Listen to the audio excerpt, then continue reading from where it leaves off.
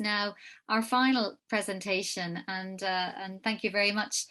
We have Doug Miller, who is VP Privacy and Trust for Yahoo, and I think it's a really interesting perspective to close today's proceedings on before I do the final farewells, because Yahoo is not just a publisher. It's not just an ad tech company. It's not just a platform. It's all three, and you bring all those perspectives. So handing straight over to you now, Doug.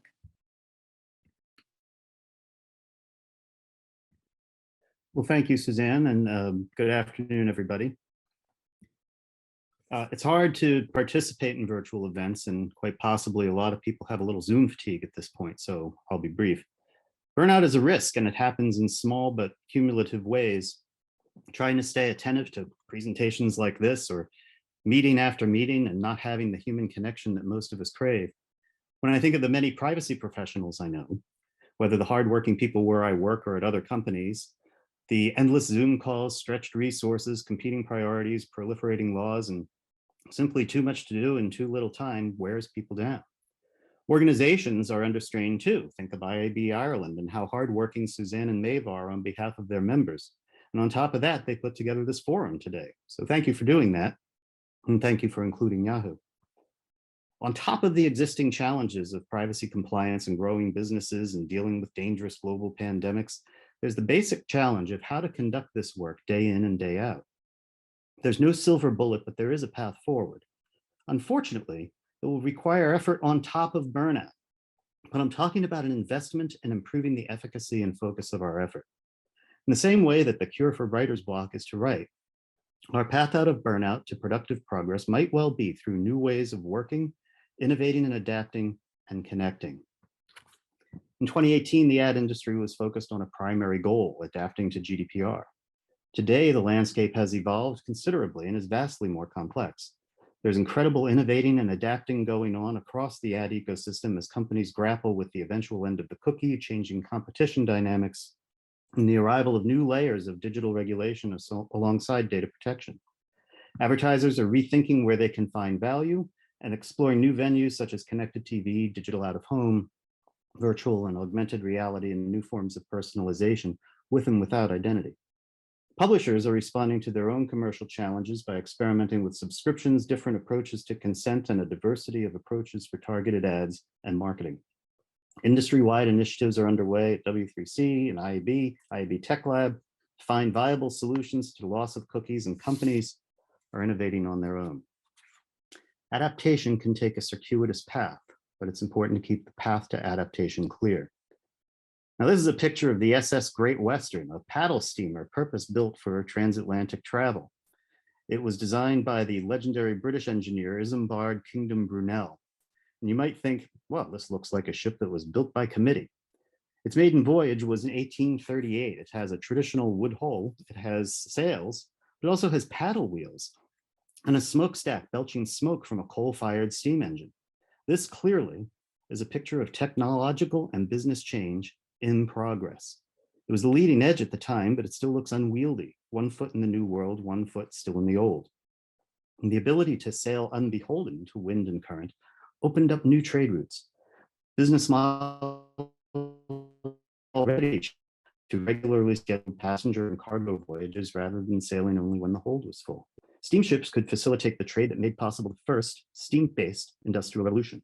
Business change and technology and market change go hand in hand, but they can be messy. The change is constant and takes a long time, but it needs to be managed and done in a way that evolves and sustains rather than destroys the industry itself. My point is that adaptation and innovation are going to be messy for a while. And in all the relationships in the ecosystem, we have to be willing to work together through the changes in order to sustain the whole. How on earth can innovation and adaptation and all the extra work associated with it possibly happen when burnout is rampant? One of the key sources of burnout is not Zoom or working from home so much as frustration and a feeling of a loss of efficacy. Having the same conversation over and over simply wears people down. Now, as legendary ad man Don Draper once said, if you don't like what's being said, then change the conversation. Now, Don Draper was a character in the American TV show Mad Men, and I admit that in general, it's probably not a good idea to take life advice from Don Draper. But we really do have to change not just what we're talking about, but how we talk. expanding the range of who participates, finding new forums and new voices that reflect the true multidisciplinary nature of privacy issues and their connection to other consumer issues and areas of policy. We all know that privacy as a profession and a practice is multidisciplinary. It's not just law, it's policy and politics, business and economics, philosophy and emotion, and ever-changing technology that's tough for a layperson to keep up with. And the policy and business issues are multidisciplinary too. We're not just thinking about how to build more privacy into everything, we're thinking about what consumers want and how to give it to them, especially if they want more privacy protection. How to grow a business, innovate new products and services, or grow a healthy economy in a data-driven world and prosper. How to fight diseases and climate change and myriad endeavors that require data and the privacy and security that surely must go with it. We can't have these conversations effectively if we don't evolve how these conversations happen. Privacy considerations are an essential element of business planning, but they must also dovetail neatly with other public interest goals. Now, I see some good examples already of how new voices and fora are changing the conversation, and it's encouraging. Here's a short list. The DPC's regulatory strategy consultation and their inviting of input. In the United States Congress, the House Energy and Commerce Committee is holding privacy roundtables, inviting different perspectives to come in. G7 data protection authorities have recently agreed across regulatory collaboration with competition authorities toward common goals that support a robust global digital economy.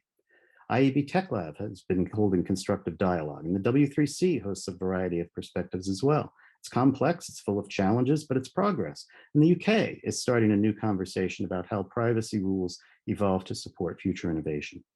Without getting into the merits of particular ideas, it's the change in the conversation and how it happens through a new lens and across disciplines that we think is healthy. In that light, there's hope for reimagining industry-led approaches to privacy. Nascent schemes are often dismissed as providing only a partial solution, and there are surely skeptics out there as to their efficacy. There are certainly instances where schemes could and should evolve and go further, but these initiatives are a key contributor to solving complex problems, implemented via contract and providing a meaningful first line of enforcement. The EU's DSA proposals support an expansion of industry-led approaches in digital advertising. This is both an opportunity for industry and a challenge to expand adoption and embed industry norms in our business as usual. It's not as helpful if it's just industry talking among itself. Industry initiatives have to evolve, perhaps as a collaborative effort among experts to solve problems for specialized areas of collection and use, like advertising. Constructive involvement of regulators, policymakers, and privacy advocates can help, I think, create fora that will genuinely solve problems. It'll be messy, but there's the potential for better outcomes for both markets and consumers. It takes work to create a culture of compliance at companies while also fostering innovation and adaptation. We also need to encourage the organizations and institutions working on this issue to think more broadly and open up to new points of view. Believing issues are intractable is the road to burnout. Thinking strategically and longer term will help find new ways to conduct the important conversations we need to have at companies, trade associations, and other institutions. We can co-create a future that manages competing values, a future where there's innovation, competition, consumer protection, and prosperity. Change will require exertion and grace, curiosity and open-mindedness, new ways of constructive. It's hard to imagine at the end of a long day, but the path to a better way really does start with each one of us. We can imagine and co-create a future that works for everyone. Thank you again to the IAB Ireland, and I thank you all for your kind attention. And thank you, Doug. And I think, you know, if there's anything we achieve from today's event, it is to get to share those thoughts in terms of the willingness of industry to cooperate in terms of the solutions being developed, both self-regulatory and from point of view of state regulation and European regulation, and the willingness of the industry also to invest in and also, I suppose, to communicate to policymakers and regulators the need for industry to be able to also innovate and to thrive going forward, not just for Ireland, but for Europe. So we look forward to, you know, sharing more on this and certainly partnering with our own regulators and policymakers, and also all our members.